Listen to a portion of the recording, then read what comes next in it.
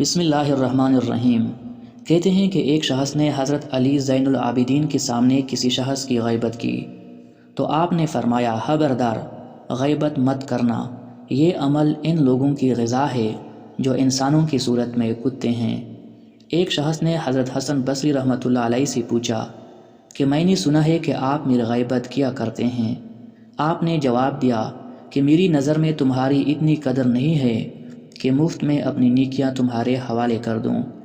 اسی طرح منقول ہے کہ ایک مرتبہ حضرت حسن بصری رحمۃ اللہ علیہ کو خبر ملی کہ فلاں شخص نے ان کی غیبت کی ہے، تو آپ نے غیبت کرنے والے کے پاس کچھ تازہ کھجوریں بھیجیں اور کہا کہ تم نے اپنی نیکیوں میں سے کچھ حصہ مجھے ہدیہ کیا ہے، میں اس احسان کے بدلے میں یہ کھجوریں بھیج رہا ہوں، اگرچہ یہ تمہارے احسان کا بدلہ نہیں ہے، اس لیے معذور خیال فرمائیے۔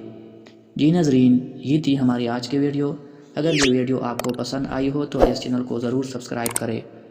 انشاءاللہ اگلی ویڈیو میں پھر ملاقات ہوگی، تب تک اپنا خیال رکھیے۔ خدا حافظ۔